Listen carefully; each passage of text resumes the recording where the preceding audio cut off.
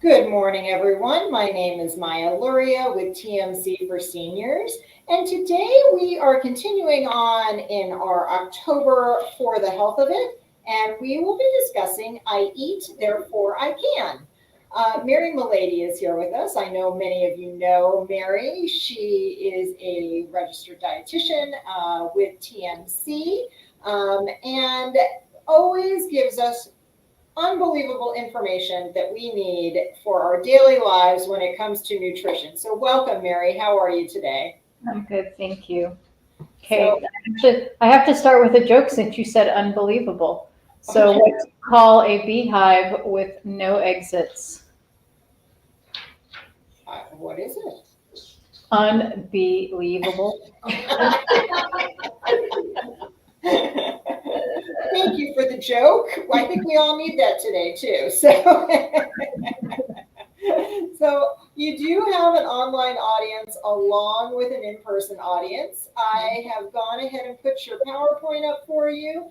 If you've got any questions and you're at home, please leave them in the chat for Mary, and then we will get those addressed afterwards. Thank you, Mary. All right. Okay, good morning, everybody.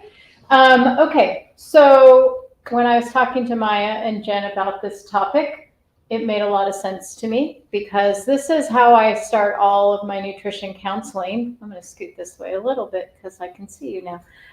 Is to talk more about how we feel, our energy levels throughout the course of the day, because I feel like that's way more important than a lot of the things that people come in to talk to me about, whether it's weight loss or whether they're wanting to train for something. Our energy level really is what dictates how we feel throughout the day, right? And so, and food is a big part of that. And so that's why I like to really focus on our energy. Food and what we eat is just a part of that, though. And so I'll talk briefly about some of the other aspects that help and detract from our energy levels. And in addition to what we eat, there's also other pieces about food that also impact our energy levels that we're going to go into. And if you Googled, which is my favorite thing to do when I'm doing a presentation, not that that's where I get my information from, but I like to know what people might come up with, might find if you Googled how to maintain your energy with food or highest energy food or energy boosters. And if you Googled and looked at 50 different articles, you're going to get 50 different answers because there's no one solid food, one specific food that's going to give you this burst of energy. There's food groups and there's types of foods that can provide us with more energy over a longer sustained period of time. And then there's other foods that might give us an energy boost quickly, but then also drain us of energy. So just know that when you were to look on the internet, that everybody has their own opinions, probably because different foods work for different people. What provides me with better energy and longer sustained amounts of energy might be different than what works for you. So just kind of as a preface to keep that in mind. Okay, so when we talk about keeping our energy up, and that's what this is all about. I eat, therefore I can, with the idea that you're eating for the purpose of living a life that you find enjoyable, that you are able to do what you want to do when you want to do it, right? So what plays into that, as I mentioned, other than just what we eat, is also why we eat, when we eat, how we eat, including how much we eat, where we eat, the environment we're in. That all plays a role in our energy level when we're eating and the foods that we're eating. So what I have added in your little handout, and if you're online, it's the very last slide, but I will read the questions for you so that you can ask these of yourself. As I'm going through the presentation, I would encourage you, you have a separate handout that's called Notes to Myself, that I want you to give some thought. A lot of things that we need to change or modify about how we are eating or what we are eating, we have to do a little introspection and think about what is our current baseline in order to know what we should be focusing on to make some changes. All right, so these are the notes for you so you can, as I'm talking, you can kind of, and I'll give you a little break. And so then for online folks, I'll read what the questions are so that you can think about the answers as well. So first up is why we eat. Eating with a purpose. So for me, I love being outdoors. And so these are all pictures of outdoors. And there's no copyrights on them, so that's why I used them. But I eat because I want to be able to, this is a waterfall at Havasu. I want to be able to hike down to the bottom of a waterfall. I want to be able to go paddleboarding whenever I want to. I want to be able to go skiing in the middle of the night, which was, albeit scary, something new and different. But so that's my purpose. That's why I eat. I have something in my office that says, train with a plan, eat with a purpose. So, but it's different for everybody. I mean, I don't know. Anybody in here want to go skiing at midnight? Probably not. It's sort of an odd thing, but it could be that you have a different purpose, right? So why do we eat? Okay, this little girl, she is not very happy right now. So she is not eating when she wants to eat, what she wants to eat, and so it's not meeting her why. But are we eating primarily to nourish ourselves? So I always tell you this, that food is meant to nourish our bodies, right? Food is medicine, and that's the very last slide that I have, is to use food to nourish your body. So we need it for our physiological needs. We need it to help our blood sugars stay balanced. We need food to supply energy to our brain and to our muscles. We need food to supply the nutrients for our gut. We talk a lot about gut health. So we need food, right? But food is also to be enjoyed. Who wants to spend their day like this little girl just pouting about her meal and having a little tantrum that she's having to eat healthy food? But food is also very social. What's the first thing when people come to visit you? One of the very first things, or when you go visit somebody else where you used to live, there's generally, I want to go eat at, right? We want to take our friends to blah restaurant because that's part of how we are social. We as creatures are social, and food we use as part of our social experience. It's part of our culture. What the kinds of foods we eat can be very culturally based. If you're faith-based, you might only eat fish, or you might not eat meat on Fridays, and so we eat fish. So your culture and your values drives what and why you eat. And it's also very emotional. I am certain that Ben and Jerry are thriving on the fact that people break up. So we eat it because it's comfort food. It's called comfort food for a reason, because we use it as an emotional support tool. Whether that's healthy or not, I'm not going to make that judgment call for y'all, but it's a fact. We do. We feed our souls. There's even that book, Chicken Noodle Soup for the Soul. So they're pulling that from what we really do in life. So why we eat is the very first thing we have to start with if we want to know where our energy needs to come from, how our energy needs to be. Okay? The one little acronym I would like to share with you is HALT. And I am pretty sure if you've been to my classes over the past years that I would have used this. But for those of you that are new, HALT stands for an acronym that you can use before you eat. And it helps you to determine why you're eating. H stands for hungry. Am I hungry? A stands for, am I angry? How many of you eat when you're angry?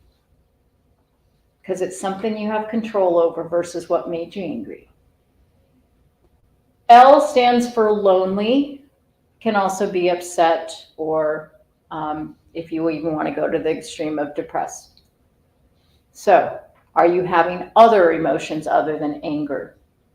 That feeding our soul, the Ben and Jerry's, the macaroni and cheese feeds our soul. T is, are we tired? I remember very vividly staying up all night cramming for some exam in college that the professor clearly said, do not cram for my exams. And I did. And so I ate to keep myself awake so I could study all night. Okay. Or people snack when they drive if they're driving long distances, right? So we often eat because we're tired. The last T is thirsty. We often mistake thirst for hunger. So the reason I tell you all of those things is because I want you to remember, before you put something in your mouth that may not be part of your plan, think to yourself, am I really hungry? Am I angry? Am I lonely? Do I need a nap? And am I tired? Or am I thirsty? So maybe always start with a glass of water, because we could always use more water. So are the foods you're choosing serving you well? So I want you to think about that too, as far as your why. So I'm going to give you 1 minute or two maybe to think. And in your first column under your notes to yourself, and so for those online, I want you to think about, why do you eat? And do you need more energy through the day, or do you just need more consistent energy? Like and the difference there is, do you have a lull all day long, or do sometimes you feel really great and have a lot of energy, and other times you don't? Or does it change based on the day of the week? So why do you eat? And then what kind of energy do you need? All day, or just to be more consistent with your energy?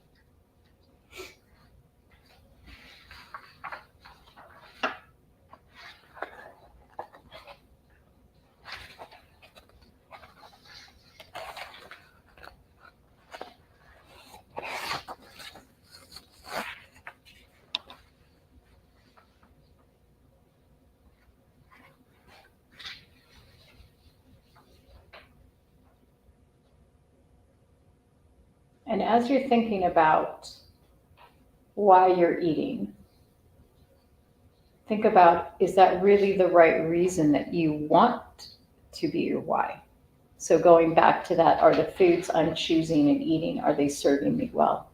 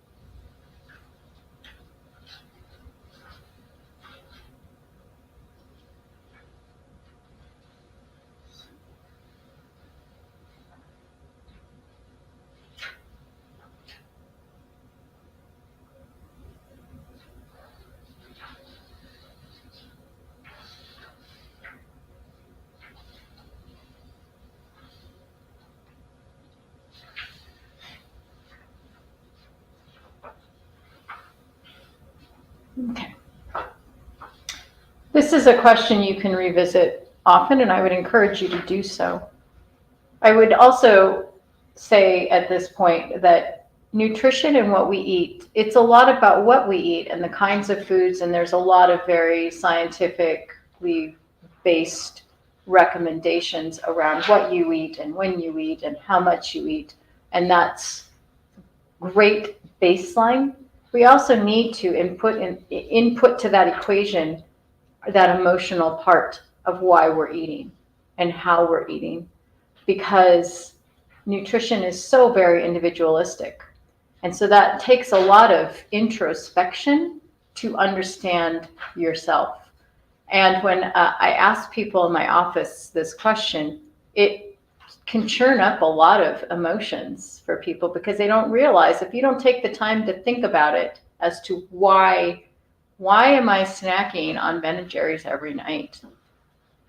Could be you're really tired, and it could be for any number of reasons beyond what they just thought, well, I was hungry. But if you really take some time to learn yourself and know yourself, that can be the hugest help to finally getting to where you want to be if you're trying to change your diet pattern at all, because that could be what the roadblock is.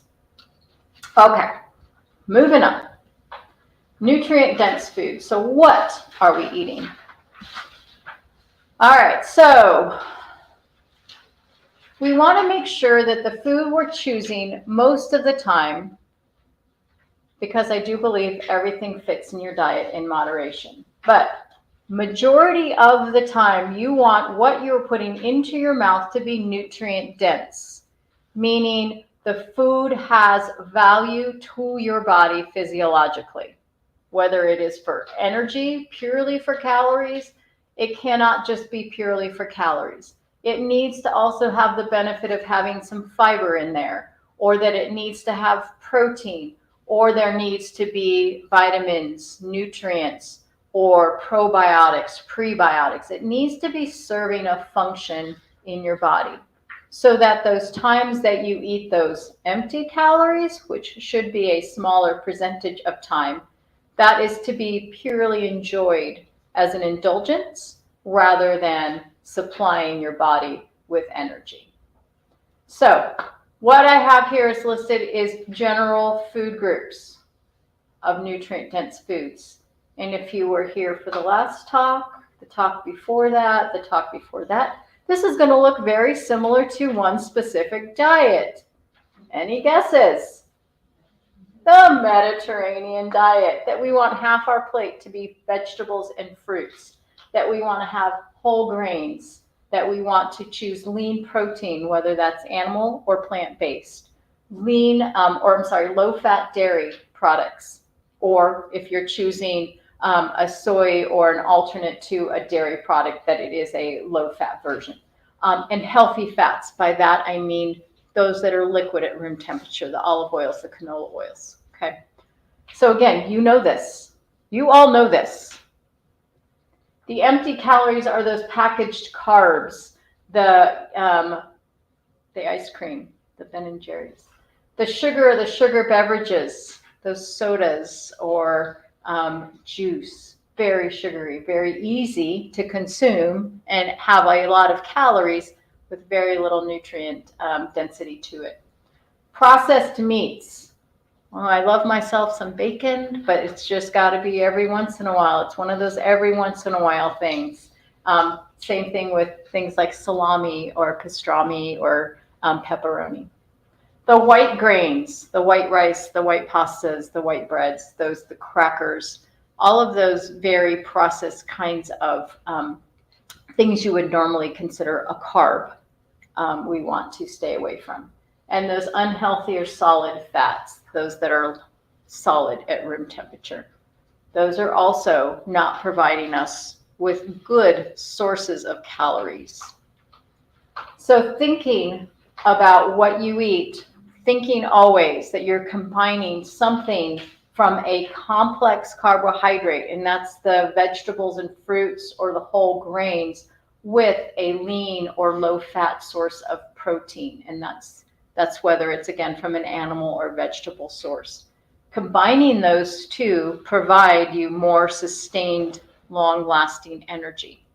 And the reason for that is when you eat a carbohydrate, it's very easily for your body, it's more easy for your body to process it and send it off into your bloodstream to be used as energy. So your blood sugar goes up and then it starts to come down fairly quickly. Protein is a more substantial molecule because it's also attached. Most proteins are also attached with fats, so it takes your body a little bit longer to digest it. So by the time that it gets digested and pieced apart and sent out in your bloodstream to be used, the pieces for energy, it helps to sustain your blood sugar, your energy levels, at a little bit more constant rate than if you just ate and you just flooded your body with a whole lot of carbohydrate. Does that make sense? That longer time to digest and process helps to even out that blood sugar a little bit longer. So next, as I said, you could look on 50 different lists and get 50 different foods that they're going to count as their energy food, their power food, their energy boosters, their superfoods. But these are ones that I picked that I personally think are good for various reasons. Apples and blueberries. The reason I picked apples is because they're very high in fiber. They're very filling. They're portable, so they're easy to get. They're accessible most year-round, some type of apple. All right, and you can pair it with cheese, with peanut butter, with any kind of nut butter, something like that, so you get your carbohydrate and your protein.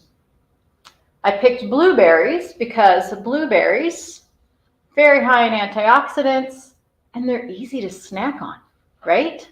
Whether they're frozen or fresh, you can just have those in a bowl and pop those in your mouth one after another, and they're not very substantially high in calories for the portions that you get. So those are two very nutrient-dense foods that are easy to eat. You can pair them with proteins very easily. Spinach and broccoli, as we've talked about in other classes, both are very high in, sorry, just lost my train of thought there. They're dark leafy greens, they're dark vegetables, so they're very high in many nutrients, vitamins, and minerals. In fact, any list you're going to find spinach and broccoli to be on. They're high in fiber, so they help to fill us up. They can be put and mixed in with many different foods. You can put spinach in your smoothies. You can put broccoli and mix broccoli with brown rice and quinoa, or you can put it in your soup. It's, again, one of those foods that's very easy to blend with other foods so that you get that complex carbohydrate that you mix with protein as well. Okay. Oatmeal, which is kind of leading me into the timing of our food, but much research, we talked about this before as far as our brain health goes, but much research around eating a good healthy breakfast is good for our brain, and it's very good for our consistent and sustained energy level throughout the day. Oatmeal is one of those foods. It's very high in protein. It's a whole grain, so it's going to give us I'm sorry, I just said high in protein. It's high in fiber. It's very easy to make in different forms. You can make it hot. You can have it as overnight oats. You can eat it plain. You can mix it with fruit and nuts. So very easy to combine. I think this picture is even probably has some oats in there as well as nuts and fruit and yogurt, which is my next one. Nuts, very portable, high in protein, high in healthy kinds of fats. And so those are, again, higher in calories, but the energy you're getting from that is packed with healthful food or healthful nutrients. The non-fat Greek yogurt I picked because you can use it in so many ways. You can put it in a smoothie. You can make it in a parfait like on the picture. You can use non-fat Greek yogurt as sour cream, as an alternative, as a topping. You can use it in place of many recipe ingredients other than just sour cream. If it calls for something that is a cream-based, you can use that non-fat Greek yogurt as an alternative and get an extra boost of protein without extra calories from the fat. Eggs I added to the list because, well, they're eggs. Eggs are great. And we know now that eggs don't impact our blood cholesterol. The cholesterol in food doesn't impact our blood cholesterol as much as the saturated fats. So it is safe for all of us to be eating eggs regularly. And we can eat them hard-boiled. We can cook them. We can eat the egg whites. You can have them in so many different ways. You can add, has anybody ever added egg whites cooked in with their oatmeal with nuts? So now you've just created this powerhouse of a breakfast by cooking your oatmeal and scrambling in some egg whites, which has almost very few calories. I think it's 15 calories for that egg white, and extra protein. Well, you're not even going to notice that in there with your oatmeal. And then avocados, because you just can't leave out avocados. Avocados are such a wonderful texture as well as taste, and they're such a good source of healthy fat. So it's a nice way to bring that food back around to something that's enjoyable rather than just this, I got to eat my salad again. So that's the other reason I put many of these foods on here is they're very enjoyable kinds of foods. You can add them to recipes to make that recipe more healthful so that food is now being enjoyed rather than just, I have to eat something healthy. Okay. So the next question I want you to consider on your little notes to yourself, and for those of you that are online, here are the questions. What foods do I eat most often? What do I eat most of? So there's frequency and amount. What foods do you think you should eat more of? And what foods do you think you should eat less of? Those first two questions are intended for you to kind of think about the what and how much you're eating, because that can be different. You might eat a lot of popcorn maybe by volume, but you only eat that once a month, versus you might eat a lot of blueberries every single day. So that can help kind of direct what you want to eat more of and what you would like to be eating maybe a little less of. So again, the questions are, what food do I eat most often? What food do I eat the most of? What food would I like to eat less of? And what food should I be eating more of?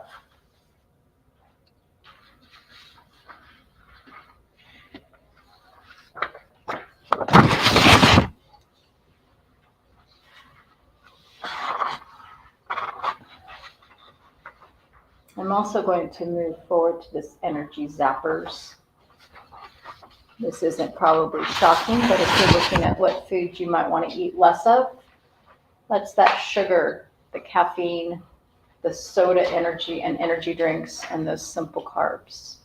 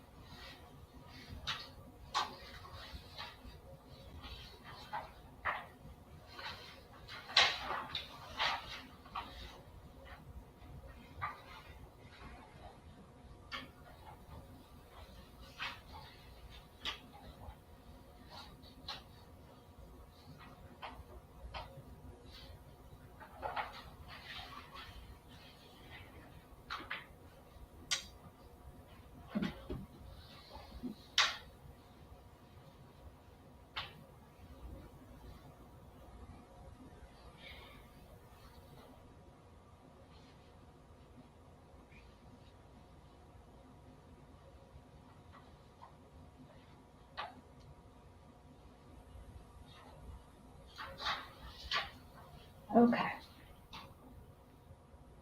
Feel free to keep writing if you're still working on that. So the next part is about portions and timing. So when and how much do you eat can play into your energy levels. Because think about this, we're almost coming into Thanksgiving, right? What is it that happens after we eat our Thanksgiving meal that is huge? We all get tired, right? We all take naps on the couch or something of that nature and get ourselves ready to do a second helping. So eating a lot of food at once would seem like that should give me a lot of energy. But sometimes that can overwhelm our bodies and actually cause us to feel very drowsy and therefore have a lack of energy. On the opposite extreme, if we're not eating enough, we will feel like we don't have enough energy. And when we eat throughout the day can also play into our energy levels. For example, there's that 3 o'clock slump. And I don't care if you're talking AM or PM. It happens. Why is that, do you think? Any guess? Low blood sugar. Low blood sugar, yeah. Well, so if we think about it, we traditionally eat breakfast, right? Maybe that's anywhere from between 7 and 9 o'clock in the morning. Unless you're a teenager, then breakfast occurs at 1. So if you're eating between 7 and 9, and then lunch is generally always somewhere between 11 and 1, you might only have a 2 or 3 hour gap there, right? And then if we eat lunch and then it's 3 o'clock, if we've eaten lunch at just say, let's say straight up noon, that's almost 3 or 4 hours. And we're not planning to eat dinner until 5 or 6. So there's a longer gap between that lunch and that dinner. And so that's why we often feel that energy lull, because of that blood sugar drop, because either timing and or what we've chosen to eat at lunch. So that's why timing is important. That's why portion sizing is important. So timing and frequency. Breakfast matters, especially when we need to make sure that it includes protein. One problem is that we often have cereal for breakfast. How many eat cereal for breakfast? Okay. Cereal, milk, right? And a grain. There's very little protein attached to that. So if you're eating cereal, you want to be sure that you're having another source or an added source of protein in there with that cereal, such as sprinkling some nuts on top or having a hard-boiled egg on the side, because even though there's protein attached to milk, milk is also a very high source of carbohydrate because of the milk sugar, okay? So if you feel you eat breakfast and it doesn't really stick with you very long, try that protein component adding to it. Small, frequent meals and snacks can be helpful to balance your energy. This is what I was just talking about. Eating every 3 to 4 hours. And so now people are going to leave here and say, Mary said I could eat every 3 or 4 hours, and now I'm gaining weight because I just added another meal. And that's not what I'm saying. What I'm saying is we want to shrink down maybe one of our meals so that we can have a snack at 3. Because what happens to many people is you might skip breakfast to eat a really large lunch. Or you might eat a small breakfast, eat lunch, and then be starving by 3 or 4. Your energy drops, but you're not going to eat anything, because then you're going to go home and prepare dinner, and you're going to have essentially 2 meals worth of food because you're so hungry. You're going to snack, and then you're going to eat your meal, or you're going to eat your meal and continue to eat and snack afterwards until you go to bed. I'm not saying that that really happens, but I'm pretty sure it does, because I cannot be the only person that this happens to. So eating 3 to 4 hours apart and making those meals nutrient dense and, a little bit smaller. Think about if you were to take all the food you were going to eat for one day, put it on a plate or a tray, and you split it equally into 4 sections, or 3 larger ones and 1 smaller one, or 3 medium ones and 2 smaller ones. Think about everything that you want to eat throughout the day and spread it out more evenly than we currently do. We are a society of spreading our calories out wisely in general, especially if we go out to eat, especially if we haven't pre-planned things. We're also a society that's not sometimes great about planning our meals out, so that can be very helpful, is to make a plan ahead of time. Honoring your hunger and fullness cues. Again, that's where that HALT comes in. And I'll talk about it more, but it fits right here. Is how fast are you eating?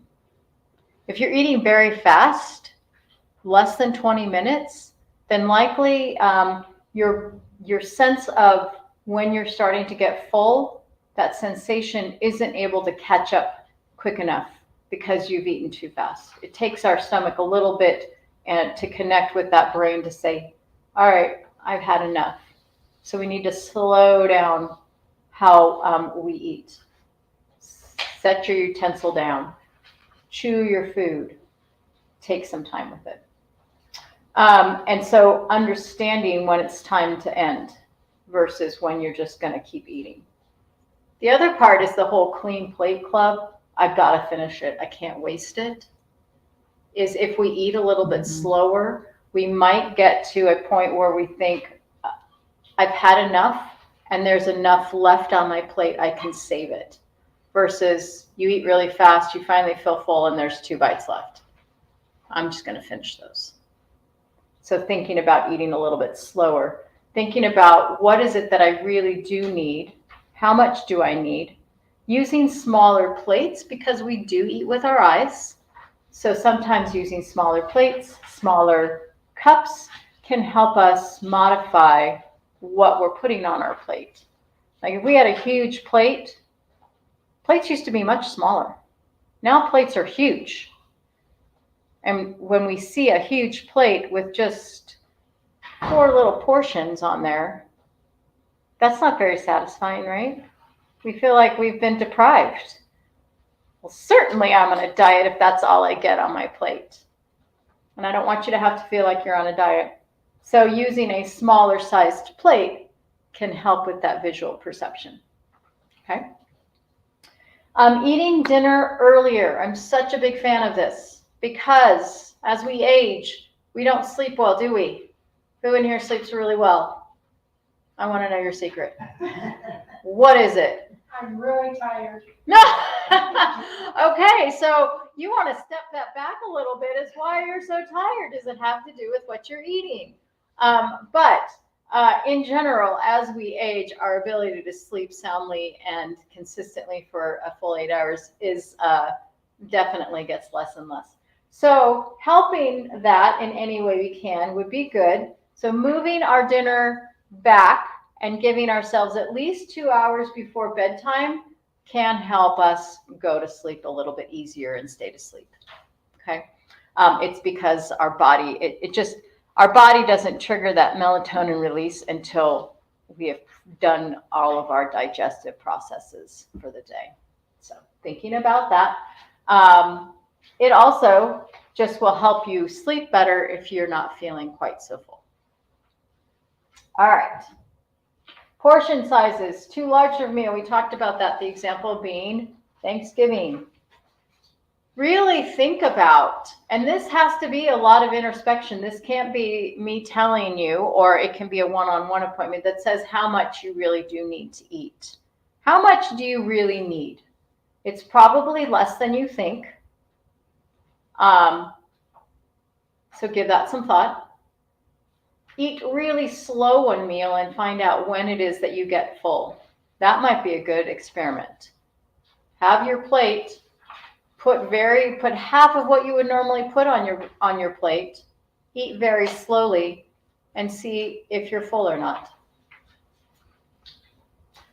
Too small of a meals, so if you're skipping meals, that can impact our energy level. I hear so many people tell me, I'm just not hungry at breakfast. I'm just not hungry at breakfast. And I get it. I'm not super hungry at breakfast either. But it is the most important meal. It really is, because it helps. We've heard this in any of these talks I've given where there's so much research about how our gut is attached to everything else. And that breakfast meal really helps to stimulate and get our gut going. Okay, and it connects to our brain. It helps our children in school. It helps us as we age to keep that mental acuity and focus throughout the day. It helps our energy level. It starts off our metabolism for the day to get going and give us that energy throughout the day. Okay, so breakfast is important. Even if it is something small, even if it is an egg and a slice of whole grain toast with maybe a little avocado spread on there. That's not huge. It's not a lot. It's not a lot of calories. Maybe it's a Greek yogurt with a few pieces of berries and nuts. Again, not a huge quantity, not a lot of calories, but nutrient dense to get our gut, our metabolism, and our brain going. And so that's, I also put on here nutrient rich versus indulgences. And that's back to the slide of what we eat, of the nutrient density versus those that are empty calories. I'm not ever going to say that you shouldn't eat what you enjoy. I'm going to say that those should be considered indulgences and therefore should be limited. Chocolate. Who here enjoys chocolate? Yes. Okay. Chocolate can be enjoyed, but it should be enjoyed in moderation. It should be enjoyed indulgently. And I just realized that I forgot the chocolate. Well, shoot. I'm sorry. I'll bring you guys chocolate next time. But it should be an indulgent, and most of your calories should be coming from nutrient-rich foods. That will help with your energy balance. How often have you eaten something that you know should be something you should eat less of, that should be an indulgent, and do you feel great afterwards? I mean, mentally you do, of course. Yes, I just had chocolate, or I just had ice cream. That was so delicious, and we enjoy it. But physically, do you feel better? Some shaking your head now. Inevitably, your choices in what you eat are going to be driven by how you feel. If you want to change something, start to pay attention to how you feel after certain foods. And that can help drive whether you choose more nutrient-rich foods versus more indulgent foods. Start to notice where your energy drops. All right, so around the how and the when, the next questions are, how do you feel when you eat? Are you doing other things while you're eating? Are you reading? Are you working? Are you sitting on a computer? Are you on your phone? Do you skip meals? And is there a time of day that you always feel tired?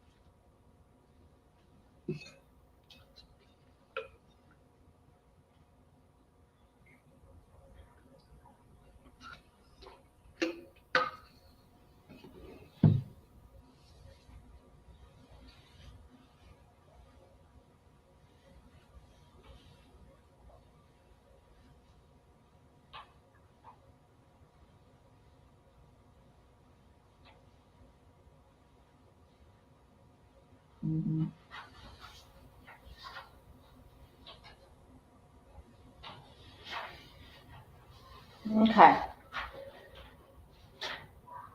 The next little bit is how are you eating is related to mindfulness. And so this is where I forgot the chocolate because I was going to do a mindfulness exercise with you. But I'll encourage you to do this at home. Is take a piece of chocolate and rather than just sticking it right in your mouth, really take some time with it. Have you guys ever done a chocolate mindfulness experience before? No. Okay. I'll have to do it next time with you. But take something that you really enjoy, whether it's chocolate or whether it's a piece of caramel. I don't know what you would each prefer, but we usually use chocolate. Smell it. Does anybody really appreciate what chocolate smells like or your favorite food smells like? Look at it. Is it smooth? Is it granular? Is it dark? Is it milk chocolate? Is it caramel ice cream? I don't know what that is, but what does it really look like? What does it smell like?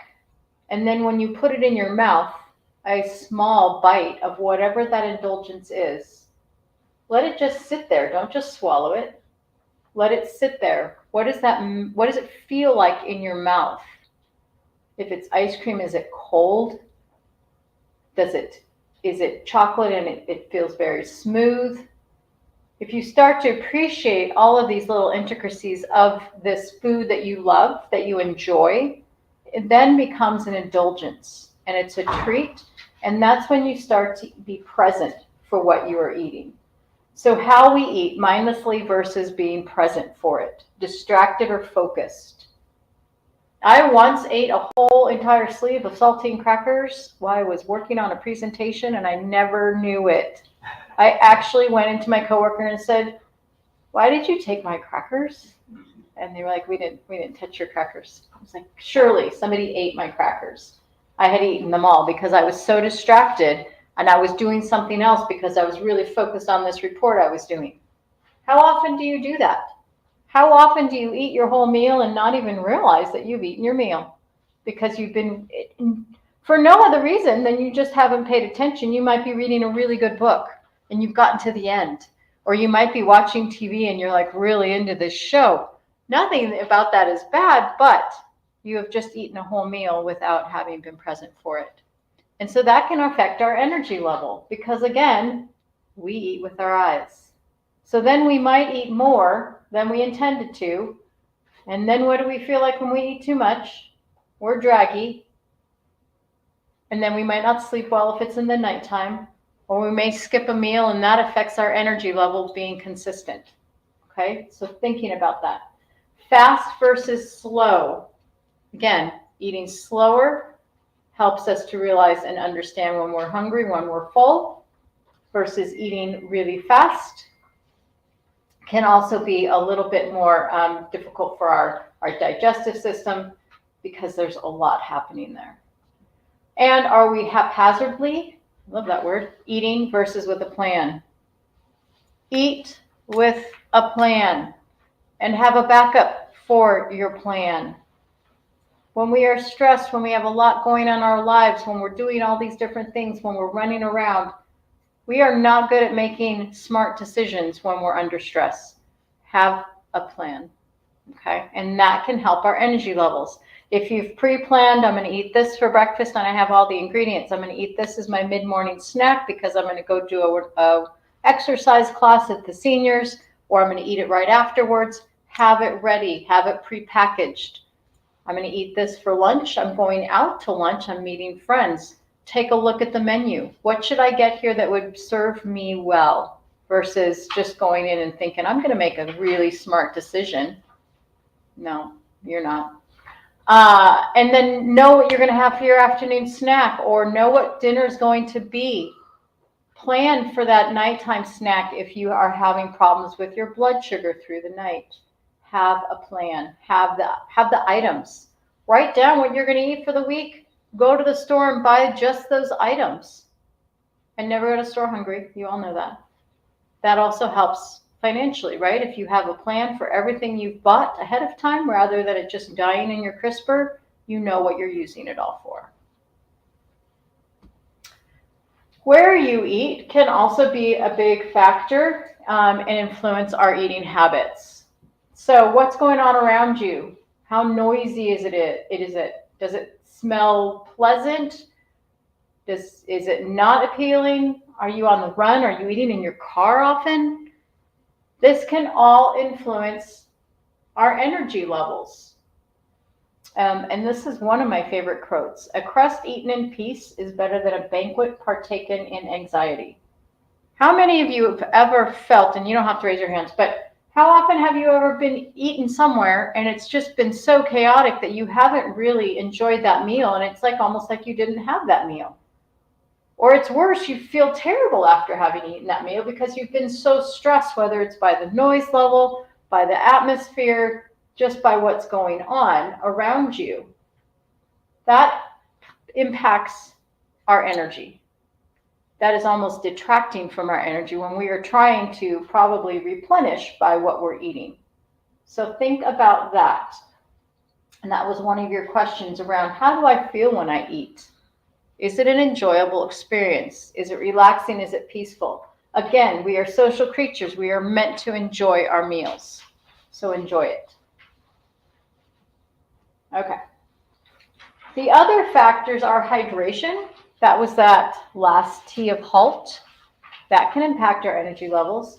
especially here in Arizona, where we are so warm and dry. It's a dry heat that we often might not be as hydrated, as well hydrated as we should be. And that can impact our energy. We can feel tired if we're not hydrated. Regular activity can impact our energy level. If all we're doing is being a couch potato, that can often make us feel more tired than not. Good sleep, we talked about that, is essential. It is recommended that as adults we get 7 to 8 hours. I sort of feel like our society is one in which we pride ourselves on how little sleep we get. Like people are like, oh yeah, I only got 4 hours sleep. Oh, I can survive on 2. Oh yeah, I can go on 1. It's like a competition, and it shouldn't be. We should be proud of how many hours we do get to sleep. And then managing stress. Stress can impact our energy levels as well. You know this, you've felt this when you're really highly anxious about something or stressed about everything that you need to do in your day, or you're just unsure about something coming up. That can sap our energy. It can sap our energy, and then it makes us have poor decisions around the foods we're eating, and it can affect our sleep. So I would say that managing your stress is very important, because that's going to affect our sleep, that's going to affect our food choices, that's going to affect our desire to go out and exercise. So think about what do you need to do to manage your stress? The little boy reading a book he's managing his stress very well. So those are some other factors around maintaining our energy levels. All right, so your key takeaways. Be aware of why you're eating. Use HALT to help. Are you hungry? Are you angry? Are you lonely? Are you tired? Or are you just thirsty? Choose nutrient-rich foods for meals, snacks, such as complex carbohydrates paired with a lean protein. So that snack could be something as simple as some nuts and dried fruit. Dried fruit, complex carbohydrate, nuts is a healthy source of fat and protein. Avoid highly processed foods with extra sugars and unhealthy fats. They can sap your energy. So it's that soda conundrum. You drink a soda or an energy drink. They call it an energy drink. Gives you a zap of energy. I can go do anything, but then an hour later, I can do nothing. So think about that. Don't skip meals, and try to eat about every 3 to 4 hours and 2 hours before bedtime. And eat mindfully and with a purpose. Know yourself. Know what you're eating and how it makes you feel. If you don't have the energy you want, think back to the meal that you had prior to your energy lull and think about what you ate. How long ago was that, and what did it consist of? That can tell you a lot. All right. Thank you, guys. So thank you, Mary. I was looking back on that cat picture earlier, the one you had before that, sleeping, and I was like, that just looks very peaceful. So, so I have a couple of questions for you that came in. One was about protein shakes. How do they fit into, I think protein shakes can be used very wisely as long as you're using so a couple things is that the protein shake, if you're making it yourself, you can control the ingredients. So you can choose to use a protein powder that has fewer ingredients and less processed items. And most protein powders are artificial sweetened at this point, but if that's not something you choose, then you can create your own protein powders with dried peanut butter, that PB2, things like that. So I like the idea of protein shakes. I like the idea of it being something you make yourself so that you can control all the ingredients that are going into them, and they are, as we know, drinking things are very they go down a lot easier if you're trying to be a plan and have breakfast and you're not normally a breakfast eater, or if you're looking for an easy afternoon snack. Okay, so it could be potentially then a replacement for breakfast? Mm-hmm. Okay. Yeah. Okay, great. What about how bad, I think you had a slide up, but I don't know that we got all the info on it, on the energy drinks. How bad are they for you? A lot of people are working on doing energy drinks. I don't know how you want me to put them on a scale. They aren't great for you because they're generally a source of simple sugars and caffeine, and both of which you'll drink it and you'll feel like you have a lot of energy right then. If that's what you need is just an energy for the next hour and you can go to bed, then maybe that serves a purpose. I would say it's not something that we ever recommend. It's a quick fix, not It's a quick fix. I would recommend chocolate milk as your energy drink over an energy drink. well, there you go. Okay, and then how does I know you've talked about intermittent fasting before, but how does that impact our energy levels? Well, it would depend on the kind of intermittent fasting that you're doing. If you're doing the one that is a 12 to 14 hour fast through the night, it should actually help to improve. If you're eating consistently for those hours that you're awake and you're stopping early, and so that you're not eating 2 hours before bedtime, then that should give you some pretty consistent energy over the day, throughout the day, right? If you've planned well. If you are doing the intermittent fasting where you're doing 2 days of only 500 calories, your energy probably is going to be lower on those days, at least initially, until your body gets used to that pattern. Okay, great. All right. Well, thank you, Mary. It was all the questions I had that came in online. I'm going to wrap up with our online audience and then turn it over to you for any questions in person. Thank you for being here, and I look forward to getting another talk in the future. Probably going to include the Mediterranean diet. Thanks, Mary. Thanks so much for being here today. We will be back. We did have a couple of schedule changes, so I just want to make sure that you're aware. Hemorrhoids, bold and bothersome, has been moved to October 30th. So you can always give us a call, and we're happy to get you scheduled for that. We've got 2 talks that are coming up. One is Your Story on Stage. That is an in-person class. It'll be on Thursday, October 24th, which I think will be really fun. It is with the director, the emeritus director from the Arizona Sonora Desert Museum. So we have that on Thursday, October 24th. So please see us for that if you would like to join. And then we also have Vaccines Unmasked, The Power of Immunizations with Dr. Boris. That is on Thursday, October 24th at 3 p.m. If you are interested in that class, please give us a call. Our phone number is 520-324-1960. Have a great day. Thank you.